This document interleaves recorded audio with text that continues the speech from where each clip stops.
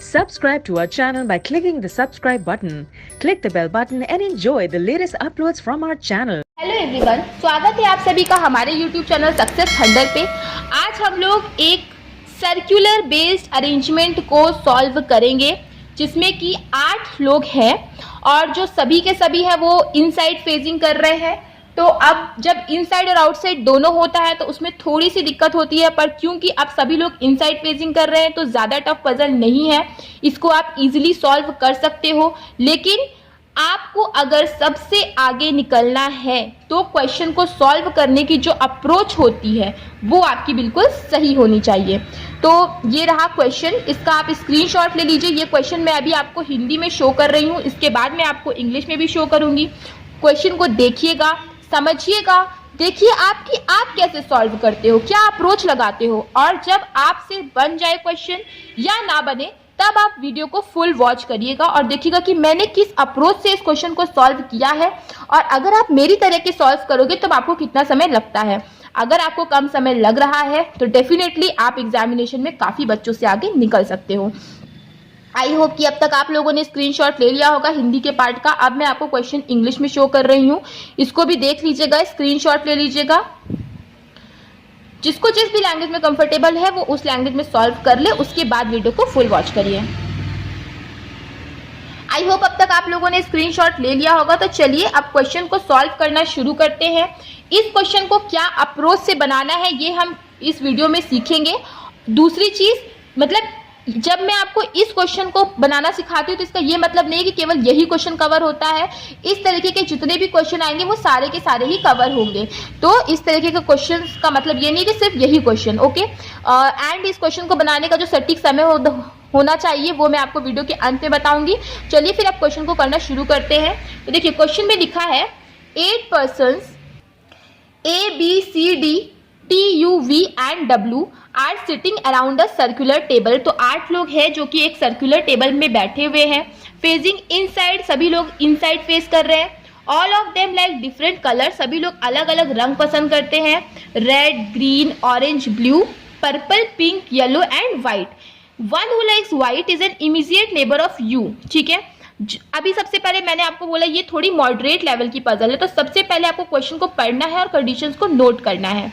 तो the one who likes white is an immediate neighbour of U, जिसको white पसंद है वो यू का क्या है, नेबर है, okay. B sit second to the left of U, U के सेकंड लेफ्ट पे कौन बैठेगा, बी बैठेगा। एक आप लोगों को थोड़ी सी इंफॉर्मेशन ये मैं देना चाहूंगी, अगर क्वेश्चन में यू और वी दोनों हैं तो उन लोगों को डिफरेंशिएट करने के लिए यू में आप ऐसी छोटी सी एक नॉट जरूर लगा दें, क्योंकि बहुत लोगों को कंफ्यूजन हो जाता है, मुझे भी इवन हो गया है कई बार। इसीलिए मैं आपको अपने एक्सपीरियंस शेयर कर रही हूँ कि कंफ्यूजन हो जाता है, तो इसीलिए इसको अगर आप नॉट लगा दोगे तो यू और वी अलग अलग दिखेंगे, जिससे कि कंफ्यूजन नहीं होगा क्वेश्चन को सॉल्व करते समय।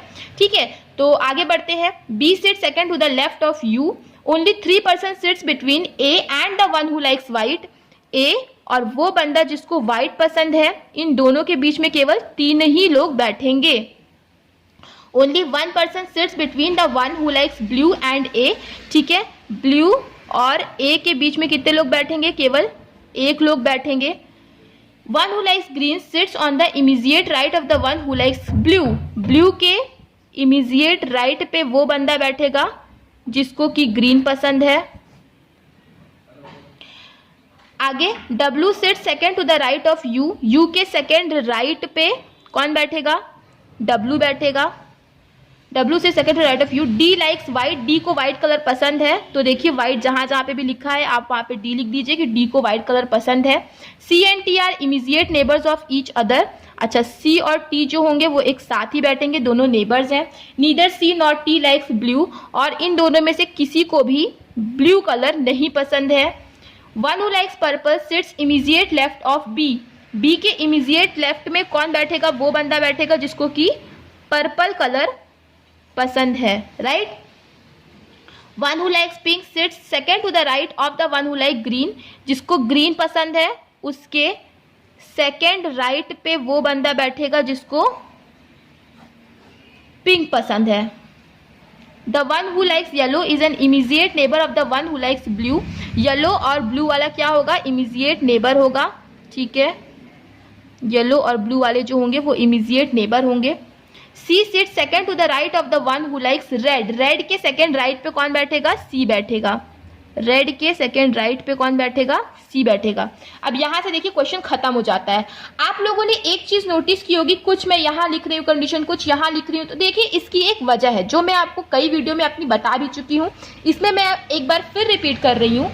जैसे ही कोई ब्लू की बात कही तो अब मैंने ब्लू से रिलेटेड इन्फॉर्मेशन सब देखिए साथ में लिखने की कोशिश की है। उसी तरह ग्रीन की बात है तो ग्रीन से रिलेटेड कंडीशन साथ में लिखने की कोशिश की है। इसकी वजह यह है कि जब आप पजल को सॉल्व करते हो तो जैसे ही आपने मान लीजिए कि ब्लू का देखा, तो अब आपने ब्लू का देखा, अच्छा ये एक इन्फॉर्मेशन आपने सेट की, साथ ही साथ 2-3 इन्फॉर्मेशन सेट हो जाएगी। समय की बचत होती है, इससे करके देखिएगा, समय डेफिनेटली आपका बचेगा। चलिए अब हम लोग जो है कंडीशंस को बना लेते हैं। 2-3 फिगर मैंने ड्रॉ कर लिया है, देखते हैं किस तरीके से सॉल्व करना है। देखिए सबसे पहले लिखा है कि u के सेकंड लेफ्ट में आएगा b, तो u है तो उसके सेकंड लेफ्ट में b आ गया, और उसके सेकंड राइट पे कौन आना है, w को आना है। ये दोनों सॉल्व हो गया। अब देखिए u और d वाइट क्या होंगे, दोनों के दोनों नेबर होंगे। अब d वाइट यहाँ पे भी हो सकता है, d वाइट यहाँ पे भी हो सकता है, तो चलिए फिर हम लोग दोनों ही बना लेते हैं।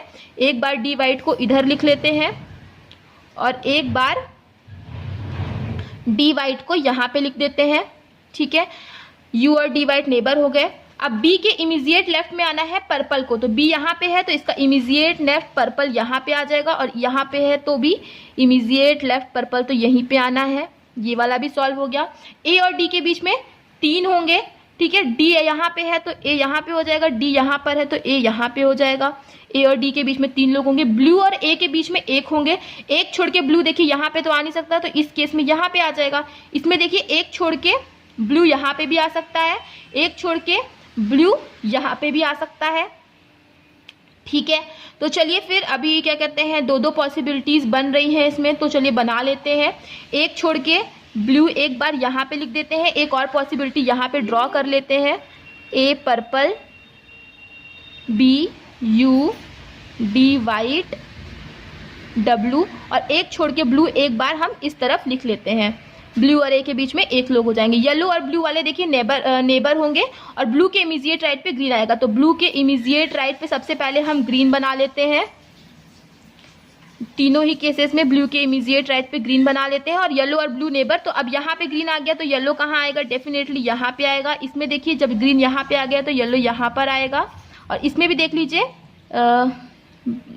येलो और ब्लू नेबर होने थे, तो ब्लू जब ग्रीन यहाँ पे है तो येलो कहाँ पे आ जाएगा, यहाँ पे आ जाएगा। अब ग्रीन के सेकंड राइट पे पिंक, यहाँ ग्रीन है तो सेकंड राइट पे पिंक यहाँ आएगा। इस केस में सेकंड राइट पे पिंक यहाँ पे आ जाएगा। ग्रीन के सेकंड राइट पे, इस केस में ग्रीन के सेकंड राइट पे पिंक यहाँ पे आ जाएगा। अब देखिए रेड के सेकंड राइट पे आना है सी को, ठीक है। अब देखिए यहाँ पे देखिए रेड अगर आप यहाँ लिखोगे तो क्या सेकंड राइट पे सी यहाँ आ पाएगा, नहीं।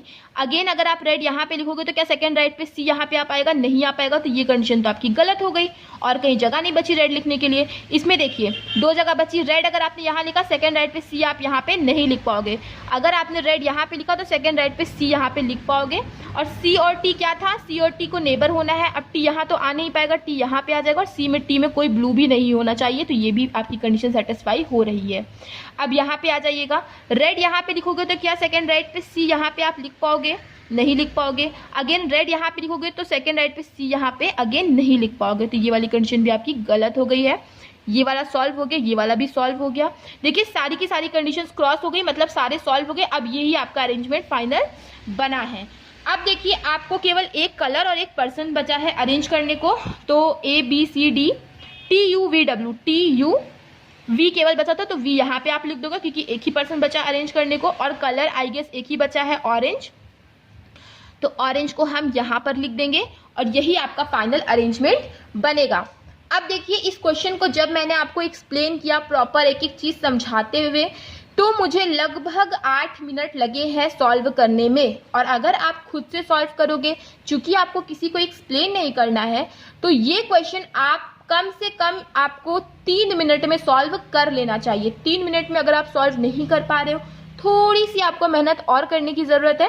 थोड़ा प्रैक्टिस से चीज़ें आ जाएंगी, घबराने वाली बात नहीं है। तो आई होप कि आपको चीज़ें क्लियर हो गई होंगी, इस क्वेश्चंस को कैसे अटेम्प्ट करना है ये समझ में आ गया होगा। तो चलिए फिर मिलते हैं अपने नेक्स्ट वीडियो में।